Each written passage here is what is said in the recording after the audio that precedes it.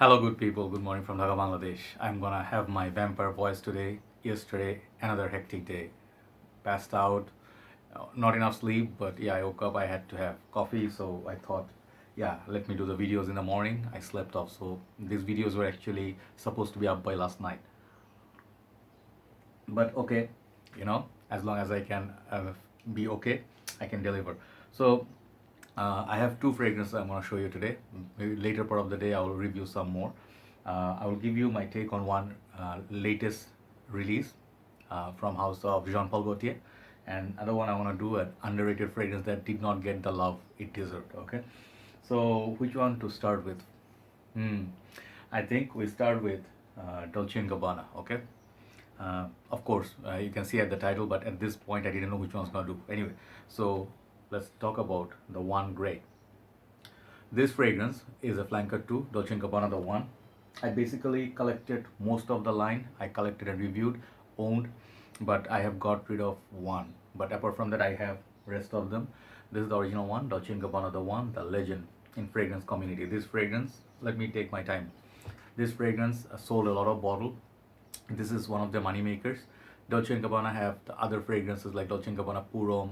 Okay, then their flankers. They have the light blue series. They have quite a few series from Dolce & Gabbana. They have K. Now they're extending their branches. But to me, the one is the most loved in the community because it's sweet. It has a lot of dimensions. It has sweetness, tropical fruit punch. It has amber. It has tobacco, like a cigar tobacco, and it has grapefruit, a little bit spices. Only issue people had with this is that lusting was not there. So I'm going to show you a little bit everything because I'm going to take my time. Then the EDP almost ran out for me. A little bit juice left. I'll need a backup bottle soon. Very beautiful bottle with a juice color. I really like this bottle. This is a little bit more creamier for winter, but still didn't have the push. They also had the ones poured. These are the smaller ones I have. I think it's 8 ml each. I reviewed these from these kind of bottles. I didn't feel like I wanted a full bottle. Then this one I'm definitely looking for a full bottle. Dolce & Gabbana, the one gentleman. This is very beautiful, like Lanston de Guerlain. Dry down is almost identical. Then obviously the legend. I love this one, Dolce & Gabbana Royal Nights or exclusive edition. I think this is called Royal Nights as far as I remember. Yeah. So this is basically supposedly having the oud with they introduced with a heavy cap. I had another bottle before this. This is my second bottle. This is my favorite in the line. And then I had the Mysterious Night. I did not like it. It's kind of like feminine, little bit saffron, watery, little bit something. Didn't work for me. I sold it off 150 ml. Then I bought this one. This is another underrated one, Dolce & Gabbana, the one, EDP Intense. This is a beautiful, unique creation. This one deserves love. So now, the gray. They also have a Baroque edition, some other editions, but as far as I remember, I covered most of them. So here you go, the box. I'm sorry, taking a little bit of time. It's a gray colored, metallic colored one. The gray is written there. I think the name is inspired by 50 Shades of Grey. Okay, and I think this is EDT concentration, but EDT intense. And I will let you know how it works. I took out the sticker from plastic. I put it up there. Just give me a sec.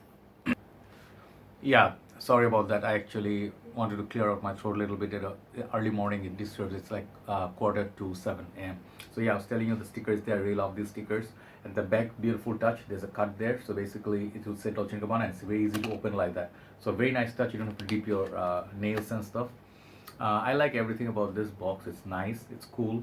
It's metallic-y. Only thing it looks a little bit weird is that gray name. Even though I dig the name, but it looks kind of like out of proportion on the box. Like I didn't like the font. It looks weird. So that's that. And the bottle is perhaps the most beautiful bottle alongside the one Royal Nights. Okay, check out this bottle. I reviewed this from Perfume World once, like shorter take, very heavy glass bottle just like the other ones, and very cool cap. These caps, they change material in every single bottle. Bottom you get your sticker, and this cap is heavy. Okay, very heavy cap you're gonna get. All right, and it has, I think, metal. If it feels like metal. And I'll spray this on my hand. Atomizer looks like that. Prices right now came down. Previously it used to be like 80-85 bucks. Retail is gonna cost a lot, but spray is okay.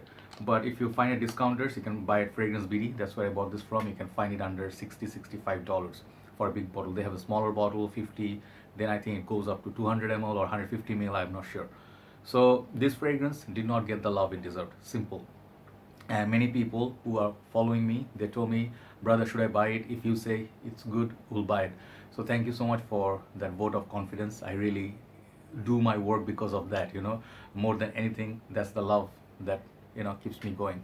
So thank you so much. I know you guys would like this actually, because if you trust my nose, some of the good things, this fragrance did not get the love it deserved, because some people say the name and the campaign was wrong, very poorly done.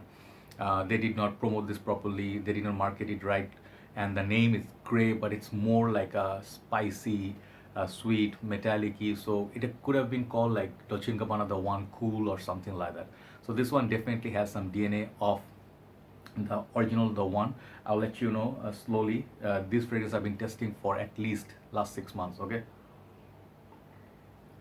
So this fragrance basically is a modern, cool, sort of like a almost summer-like, almost Olier-like, more like a Dior Sauvage-like. I'm not saying this is a clone of Dior Sauvage, okay?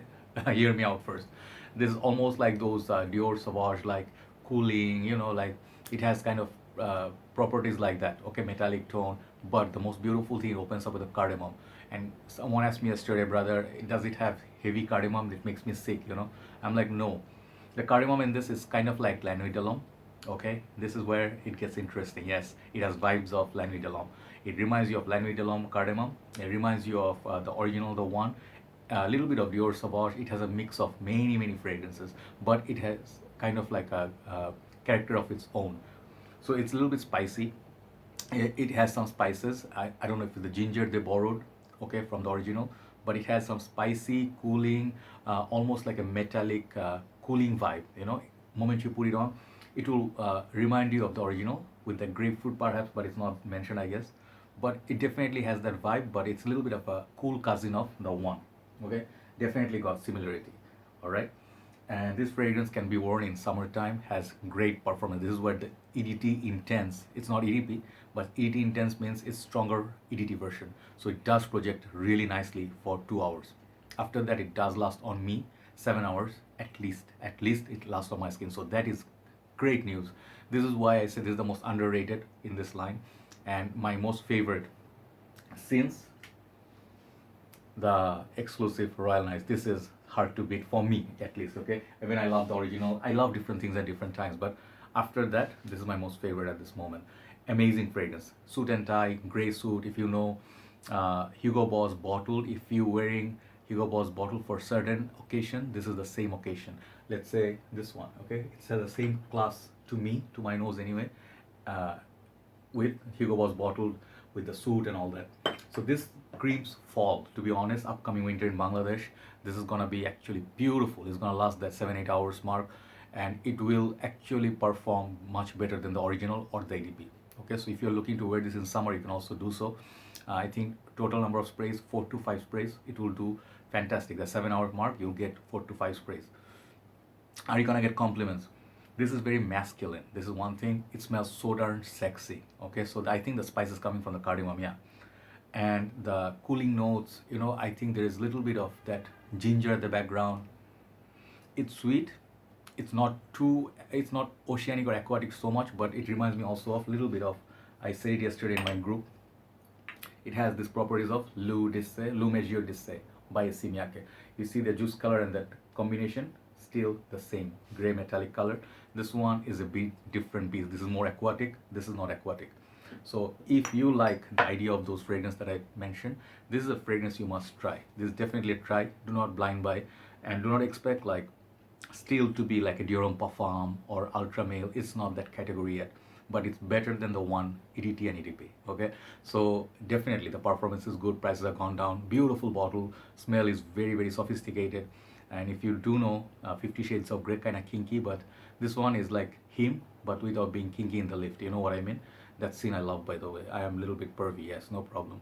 But yeah, like men, sometimes I don't understand what's wrong with men. They're like, they do all sort of things. They watch, of course, it's within us, but they pretend like they're the priest. Like, I don't watch stuff. I don't do stuff. I'm like, sure.